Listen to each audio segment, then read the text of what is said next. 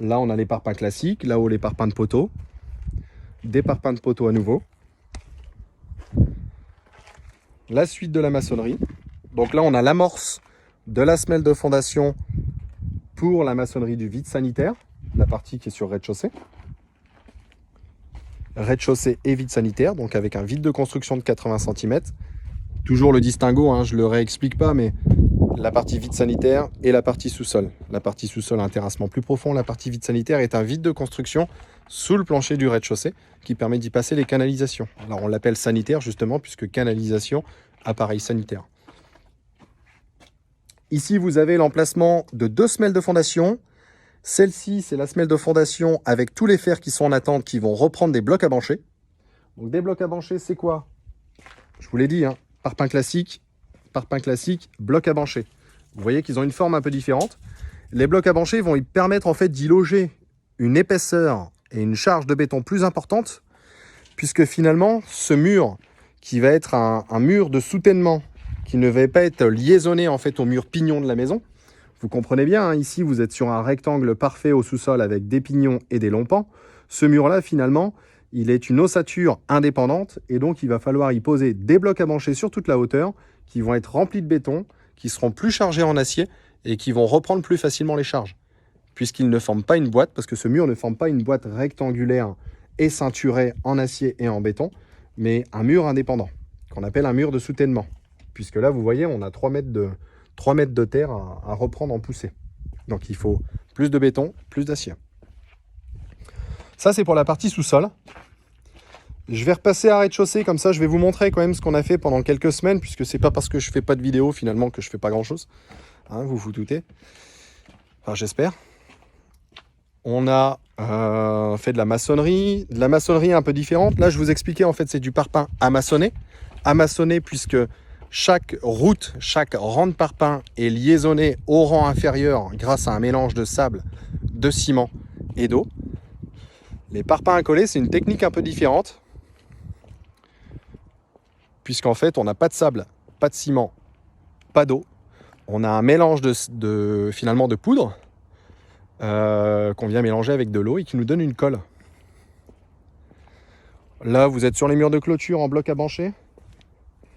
Encore une autre technique, hein, finalement, c'est les mêmes blocs qu'on va utiliser sur le mur que je vous ai montré juste avant, le mur du sous-sol qui soutient l'escalier et qui va soutenir finalement toute la poussée de terre. Donc là, c'est exactement le même type de bloc. Des blocs à bancher. C'est pour ça que vous voyez une quantité d'acier qui est beaucoup plus importante, puisque ce mur-là, reprenant plus d'efforts, il a besoin d'être plus ferraillé. Donc j'arrive, je fais le tour du terrain, et là, je vais vous montrer la maçonnerie à coller. On a fait une vingtaine de mètres, à peu près en longueur, avec de la maçonnerie à coller. Ces parpaings-là sont un peu différents des parpaings maçonnés. Pourquoi? Parce qu'en fait, ce sont des parpaings qu'on appelle rectifiés. C'est-à-dire qu'une fois qu'ils sont fabriqués, ils sont redécoupés pour avoir une assise finalement et un côté, une face qui est complètement lisse. C'est-à-dire qui est rectifiée, qui est parfaitement régulière. Donc ces parpaings, ils sont rectifiés puisqu'en fait, ils sont accolés. C'est-à-dire qu'à la différence des parpaings maçonnés, je vous l'ai dit, vous n'avez pas un rang de colle de 2 cm, mais vous avez simplement une colle fine qui est de l'ordre de quelques millimètres, qui va permettre de coller les blocs l'un à l'autre. Et comme on n'a pas de réglage finalement avec cette épaisseur fine de colle, on n'a pas la possibilité de tricher ou de régler l'aplomb ou le niveau du parpaing, finalement on est obligé d'utiliser des parpaings rectifiés, puisque s'ils sont rectifiés et qu'ils sont parfaitement droits, on est sûr de ne pas cumuler de faux niveaux et de faux aplombs sur la longueur du mur. Ça demande quand même une vérification ponctuelle au niveau et au fil à plomb, mais pour le coup vous avez un assemblage qui est un peu différent, qui est forcément plus rapide que le parpaing maçonné, plus économique, oui et non, ça reste à voir. En tout cas, rapidité de mise en œuvre. Pour des murs de clôture, finalement ça s'y prête bien. Pour des murs de sous-sol, ça ne fonctionne pas, puisque, je vous l'expliquais tout à l'heure, ces blocs-là qui sont accolés ne sont pas faits finalement pour reprendre les efforts et les charges qu'on pourrait avoir une fois qu'on a remblayé les murs périphériques du sous-sol et toute cette terre qui va pousser sur notre maçonnerie. C'est pour ça qu'on n'utilise pas les parpaings à coller pour faire des murs de sous-sol. Je pense qu'on a fait à peu près le tour.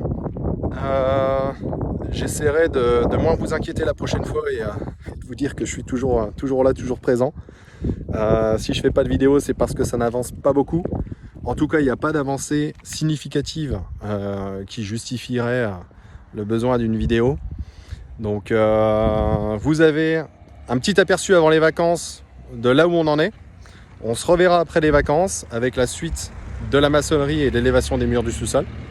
Et puis ensuite l'élévation de la maçonnerie et des murs du vide sanitaire.